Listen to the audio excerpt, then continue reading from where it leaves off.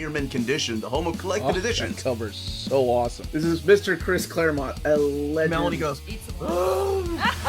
Tired.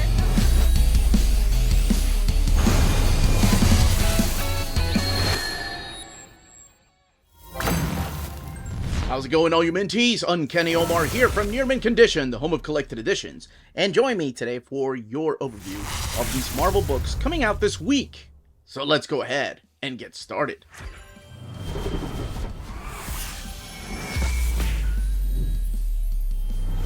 And welcome back, everybody. Now, before getting started, a huge thank you to David Gabriel and the fine folks at Marvel for sending us advanced copies of these books.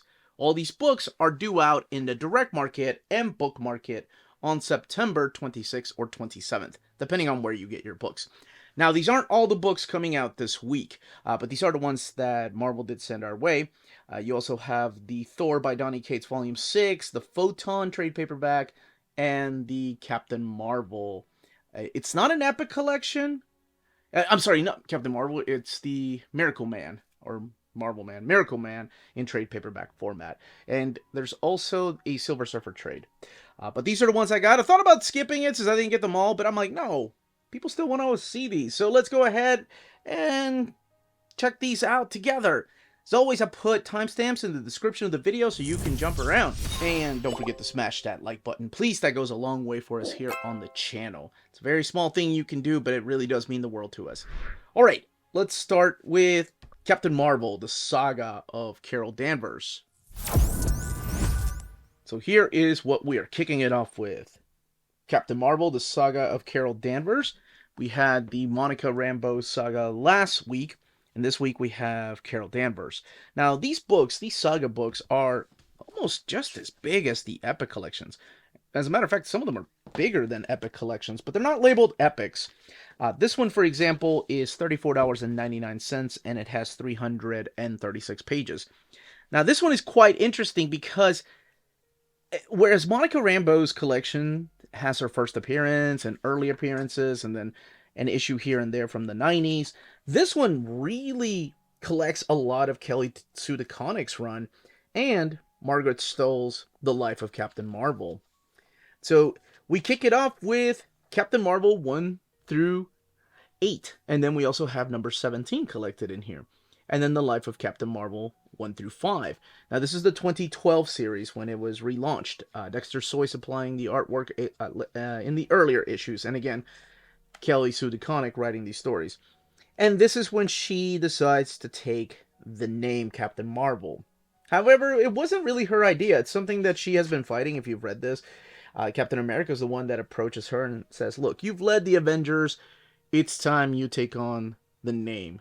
And she's like, Captain Marvel died a long time ago. And I love the way that she handled that.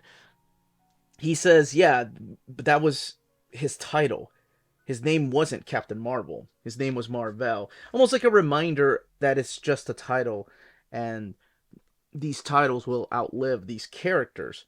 So she thinks about it, and then, of course, by the end of the first issue, she decides to do it. But not before we meet some interesting characters that are thrown in here. So this is the character of Tracy Burke. She first appeared many years ago in the original Captain Marvel series, and later on in the Miss Marvel series. But this is the character that they retcon in. This is Helen Cobb, and retcon in the sense that this happened in the past. So this is Stevie Danvers right here, Carol's brother, introducing her to one of her idols. Like, this is the lady that flew a plane, broke all kinds of records, and Carol worships the ground she walks on. And this happened years ago. So this is a flashback. And in present time, this isn't that big of a spoiler or anything. She's going to her funeral because she passed away. Now, Tracy, her friend, is also dealing with her own health issues that will come to play later on. What this is about, though, is a time travel story, and going back to almost the origin of Captain Marvel. Like, she travels back to 1943. She helps these young ladies fight off these Japanese invaders that have gotten Kree technology. She ends up going all the way back to 1961, and it's a really unique way on how she keeps traveling back through time, and it has something to do with a plane that Helen left her as part of her will.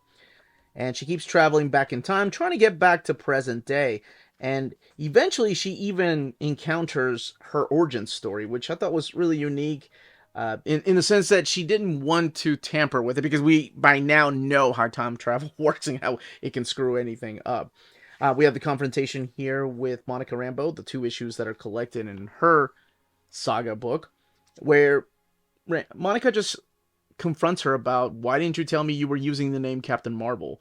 I found out through I think she said a tweet or social media or something. And Carol didn't think that it was something that needed to be talked about. But I love the fact that that is a throwback to Peter David's run on Captain Marvel, the Janice Vell era, where Janice Vell took on the name Captain Marvel and Monica Rambeau found out. And then later on, when he took the name Spectrum, Monica Rambeau found out in the pages of the Thunderbolts and confronted him. And there's issue number 17 right here, which is a really sweet issue about the way that people see Carol Danvers. Now, the life of Captain Marvel right here, this is a retcon. This is going back to her past and rewriting some of her history while still acknowledging how she got her powers through the pages of the original Captain Marvel series, the Marvel. But this ties her heavily more into the Kree culture. And there's a little bit of a background behind that. And this was available before in a standard size hardcover and a trade paperback. And it's not part of the Kelly Sue the Comic Omnibus. So I'm glad that they decided to collect it here. And it's got beautiful artwork by the late Carlos Pacheco.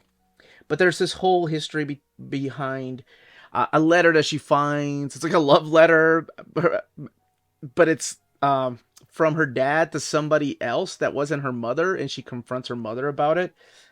All the way in the back, we have the designs right here by Jamie McKelvey for Captain Marvel variant covers. What, Joe Quesada? Yeah, Richard Eisenhower. Sana Takeda.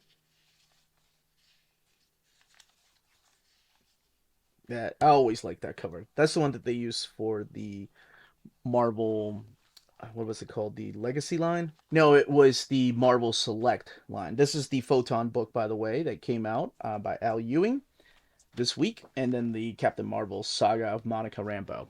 $34.99, and it has 336 pages.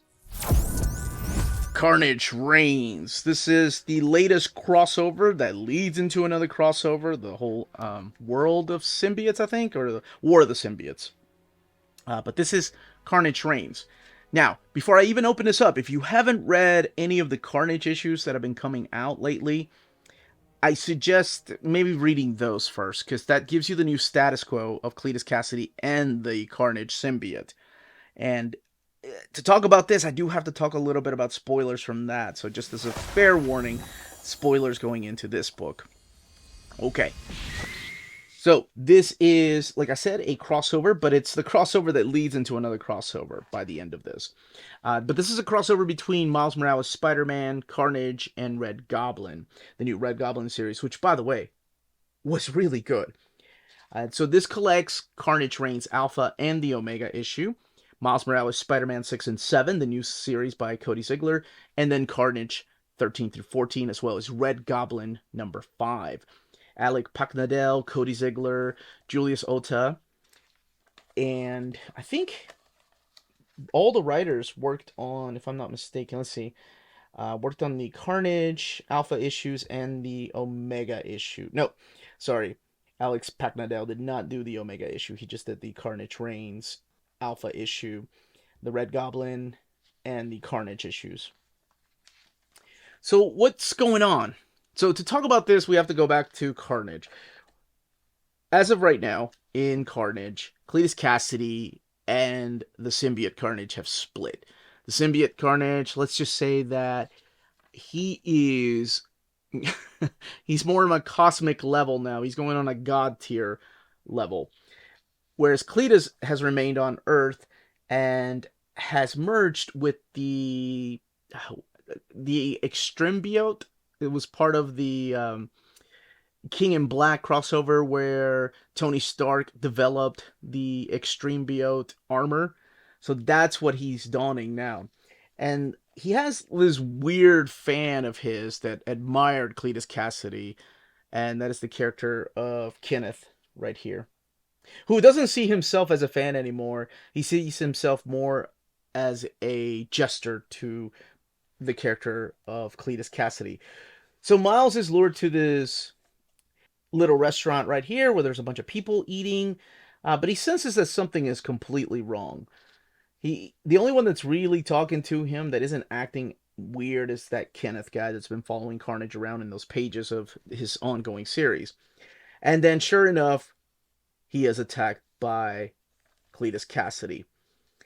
And here's where Cletus just threatens him. And he realizes that all these people in this restaurant are dead, and they're all part of Cletus Cassidy. And again, he's merged with that Extrembio armor. So it's given him this weird power, and it's, you know, it's like Cletus is still harnessing the power of Carnage without the Carnage symbiote. So it gets really creepy.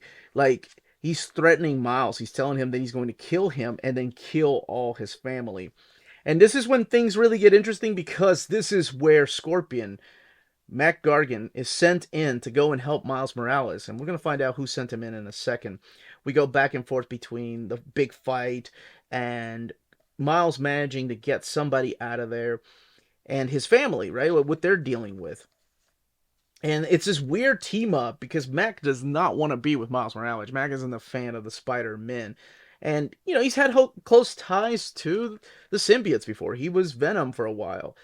And, of course, because of the Codex and the King in Black and the Absolute Carnage crossover, well, he got thrown into the mix. But now he's working for someone else, and that is Agent Gao. And there's a little bit of flashback story. So the Alpha story contains like some little mini stories that kind of lead into the big storyline that's going on. So this is Agent Gao, and she's put together a team of, they're called the Cape Killers. Although I'm not sure why they call themselves the Cape Killers, considering one of them is Taskmaster. So here we go. So we have Hytel, we've got the new Electro, and we've got Taskmaster, as well as the Scorpion, that are going in and taking down Carnage. What they don't know is how powerful Carnage has become.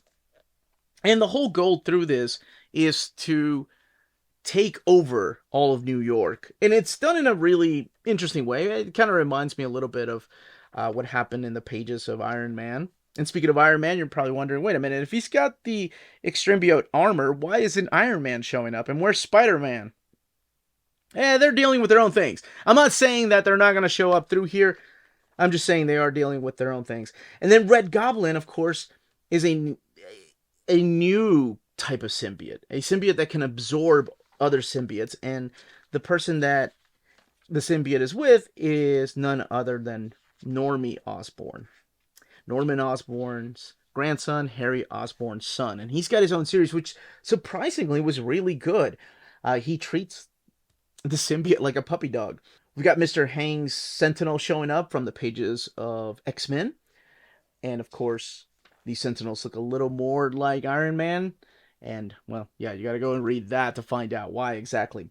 So that's what's going on. It's this team up of the Red Goblin, Miles Morales, and then the Cape Killers, together against the Cletus Cassidy and the Extrembiote armor.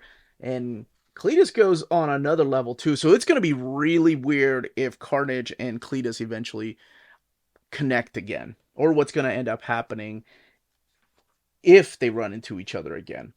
So that's what this is, and then of course this, it does wrap up. I'm not saying it doesn't, but it does leave things open for what's going to become the War of the Symbiotes crossover. Now, this book retails for $29.99. Let's look in the back, because this is where we're going to have some of the variant covers. Other variant covers are in between the issues. And designs right there. And this one has 200 pages. Now is that portion of the video where we check out all of the spines of the books coming out this week. Not all the books, of course, but the ones that Marvel sent us, and here they are. And as always, a small reminder to hit that like button, subscribe, and ring that bell for notifications to let you know when our videos are going live. Alright, let's continue with the overviews. Avengers, Epic Collection Volume 10, The Yesterday Quest. Oh my gosh, this one has been a long time coming. Some of my favorite Avengers issues are in here.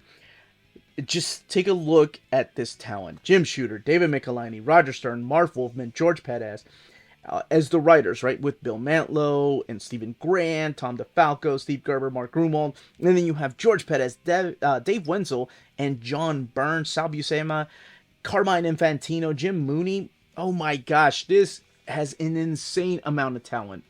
And finally, I can get rid of 2 trade paperbacks. One I think I gave away already, the Korvac Saga. I think I've had that for years. It had the yellow frame around it. And then the Knights of Windagore. I can finally get rid of this trade paperback. I can't believe in this epic we have 2 amazing storylines. Not that anything else in between is not that great, but these 2 stories really stand out. One of them, of course, being the Korvac Saga, and the other one, the Yesterday Quest. So what is collected in here is Avengers 167 to 188, Annuals 8 and 9, and then material from Avengers the Korvac Saga trade paperback, which is just those epilogue pages, which I'll show towards the end. Hold on. I'll show some of them. Maybe. Because that is a little bit of a spoiler as to how the Korvac Saga ends. I may not actually show them. What the hell was I saying? Oh, yes.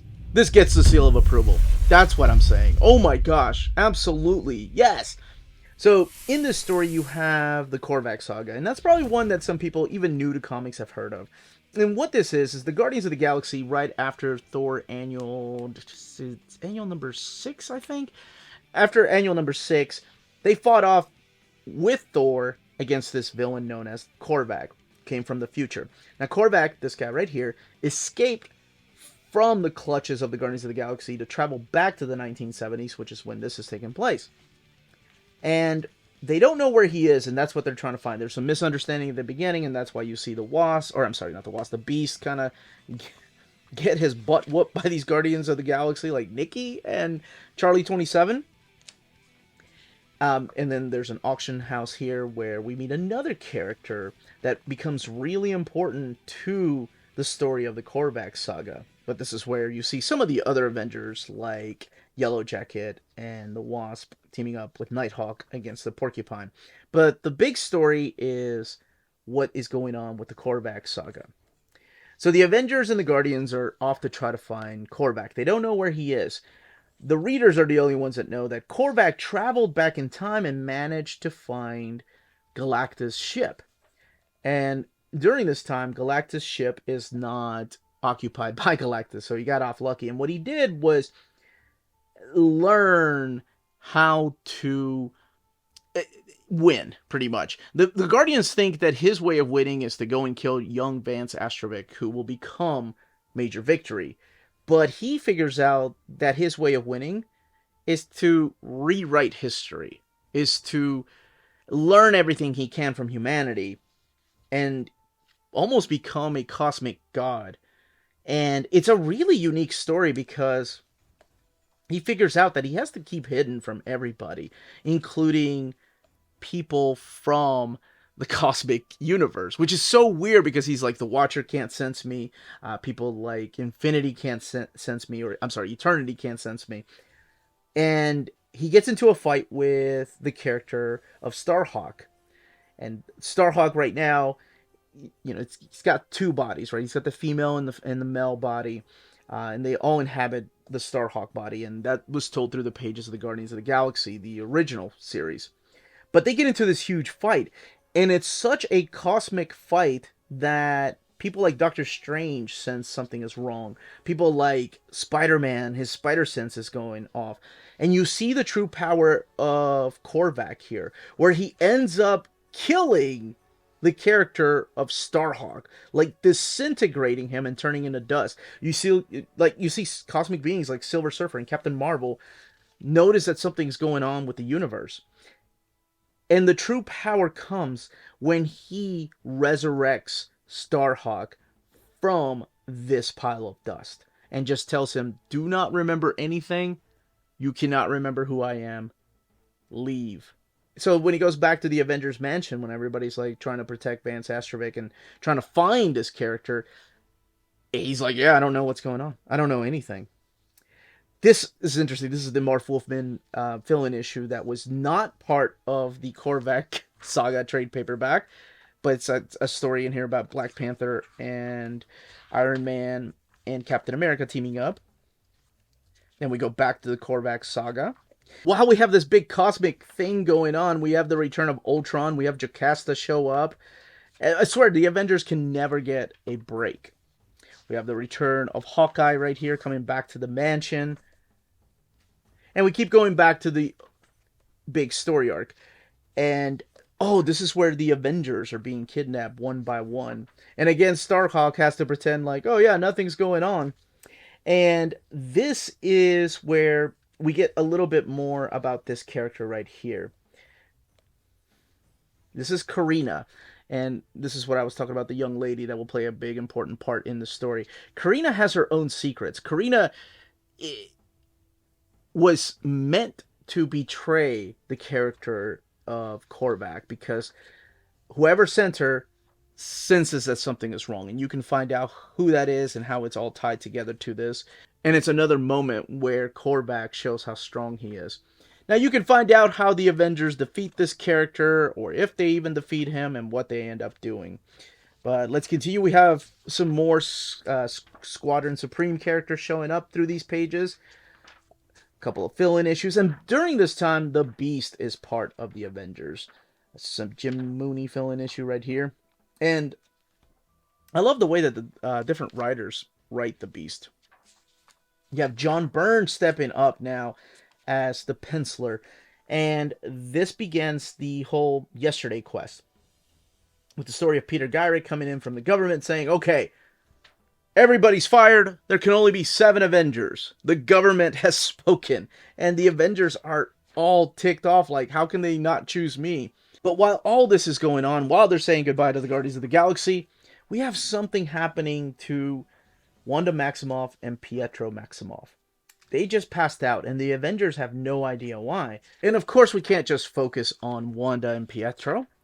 We have to focus on the Absorbing Man and all the other bad things that are happening to the Avengers. But the biggest thing about Yesterday Quest, the Knights of Wundagore, all that, it's just used to retcon the history, the origin of Quicksilver and Scarlet Witch. Because up until this point, their origin was that they are the son and daughter of the Wizard and Miss America. Just Golden Age characters. And I'm sure you've probably seen them. Wizard's the guy that can run really fast. He's dressed in yellow. Yes. He's heard the joke. I think we all have. And Miss America is also that Golden Age character. But in here, they tie... I don't want to say to who, but I'm pretty sure most of you, if not all of you, know who their biological father is. But it's all found out through these pages. You know, it's got this mysticism. It's got Mordred. Oh, I love the character design of Mordred. He shows up earlier on. Let me see if I can find a cover. I just love his character designs and the colors. Yeah, this guy right here. But it ties it into Jack Kirby's The Evolutionary, or The High Evolutionary, and all the experiments that he was doing with his people. Oh my gosh, it's just, to me, it was such a cool idea, a cool retcon, because it's a retcon that worked, and I think after rereading this, I find out why I like some retcons and why I don't like others. I think for me, at least, and I don't speak for anyone else, but for me, in order for an retcon to work, it has to be a story. It can't be a retcon, this is the annual, by the way, that is told in like 2 pages. Oh, so-and-so is your father? Yeah, I just remembered too. Cool. That just doesn't work for me. I think it has to be written into a good story. And that's why I really like that retcon. And honestly, you know, probably too, that stuff happened before I was even born. Or no, before I was reading comics. I was born by this time. And the epic wraps up with the story of Arsenal from the annual. And here we have the covers. This is the one that I remember. The front covers of 1991. But this had the 3 extra pages that added to the epilogue. And I can't show them because I thought about showing them, but it's just too much of a spoiler. It's because it's the final pages. Here's the trade paperback to the Yesterday Quest from 1994. Who's that young lady? Why does she look like Wanda? This is by Steve Epting and Tom Palmer supplying the inks. And this is the ad for the different titles from 1978. Morehouse ad, an original piece right there by George Pettis and Terry Austin. This book retails for $44.99 and it has 496 pages. And cover sketch by Dave Cockrum right there. Original art. And then Mark Gruenwald revealed his research on Quicksilver and Scarlet Witch's origin in this essay published in Avengers 192. So yes, it wasn't just David Michelinie writing Yesterday Quest. It was also Mark Gruenwald and Stephen Grant coming in to help. Love that cover. All right. Last but certainly not least is the latest remaster work. This is Marvel Masterworks, The Amazing Spider-Man, Volume 2. And down here is where you can see, by looking at that date, when it was published, that this is one of the new, sorry, there we go, one of the new printings. Forget the camera cast a shadow there. So this is one of the new printings, and that's how you can tell when it's shrink wrapped. So again, you have the faux leather right there, the beautiful end sheets, and then what is collected in here. And this is a reprint. Of course, this has been printed a couple of times before. But this is volume 2. Here's your introduction from Stan Lee. Just hyping up the stories in here. And it's really cool, right? Because this is from 1988. So he was only 20 so years away from when he originally had the stories with Steve Ditko. So I find these kind of introductions interesting. He was closer to the date when those were written. And this collects The Amazing Spider-Man 11 through 19 and then annual number 1. So in here you're going to find the return of Dr. Octopus and also some new characters. And new characters that will forever play a major part in Spider-Man's life. Steve Ditko, of course, supplying the wonderful artwork still. This is when Peter Parker was becoming more of a playboy, right? He was a big dork in school, getting picked on by Flash Thompson. And this is also really interesting when Flash Thompson just idolizes the character of Spider-Man, but hates Peter Parker and just wants to keep picking on him.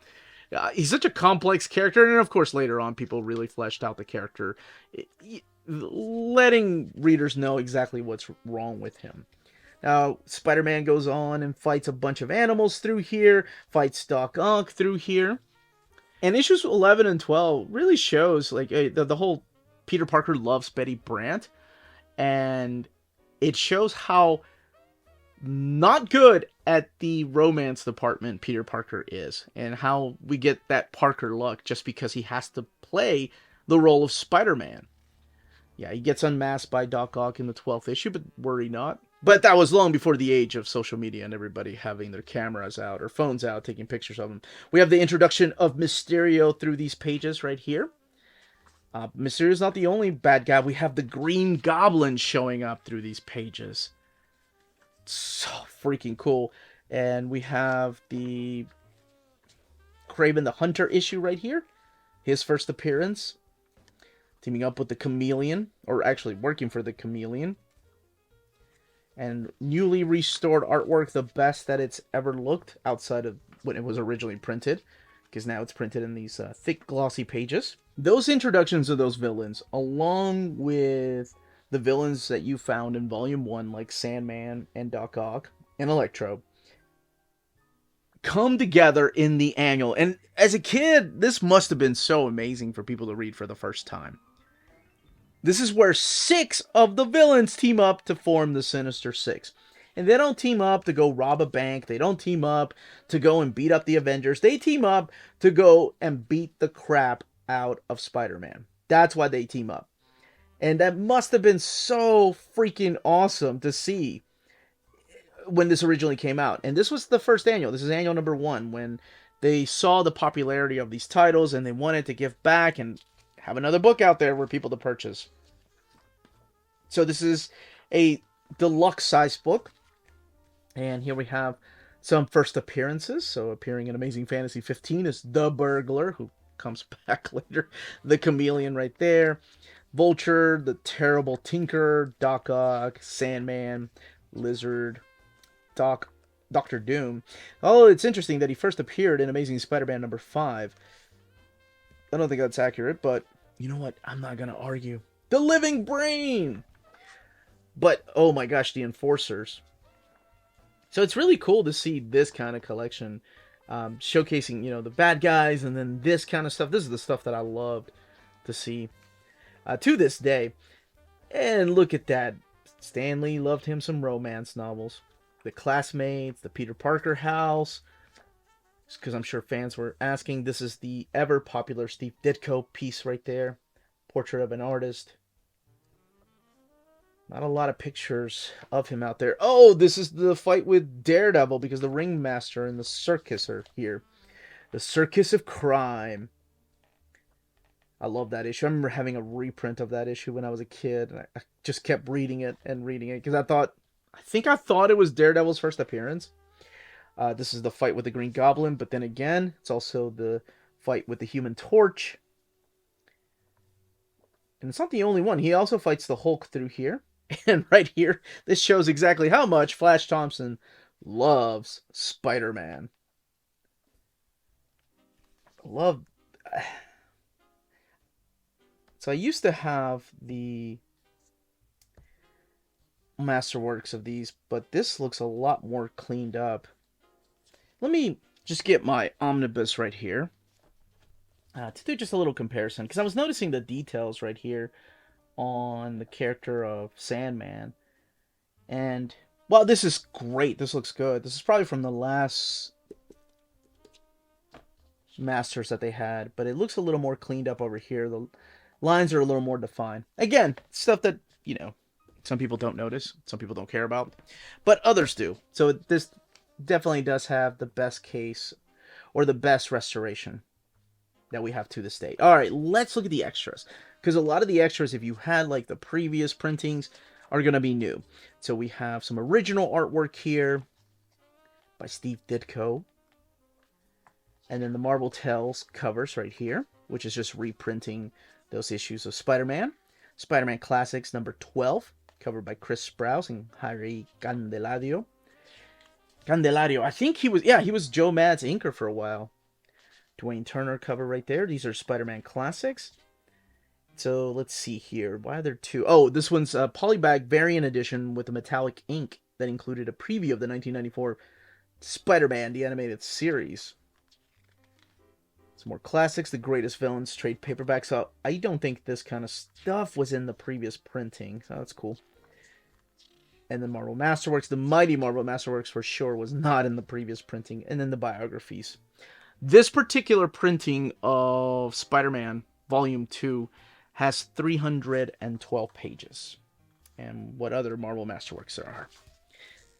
And that, as they say, is that. If you're interested in purchasing any of these books, don't forget to check out our sponsor, cheapgraphicnovels.com, your online home for graphic novels and collected editions up to 50% off cover price. They have excellent shipping and prompt and helpful service. Check out their bargain deals for up to 90% off cover price. And don't forget that CGN also takes pre-orders. That way you don't miss out on the hottest releases. And they are currently running a special promotion for you Minties. If you're a first-time customer, after receiving your order confirmation email, reply back to that email and let them know Near Mint Condition sent you their way. They will then apply a free shipping promotional credit to your next order in the US. Cheap Graphic Novels, your source for the hottest books with the kind of deep discount, quality shipping, and customer service that will keep you coming back for more. And that was the content and page count of each of these collections. Let me know in the comments down below which ones you are picking up this week, which ones you're going to wait, and hopefully they'll get some kind of omnibus format. Oh my gosh, I can't wait for this.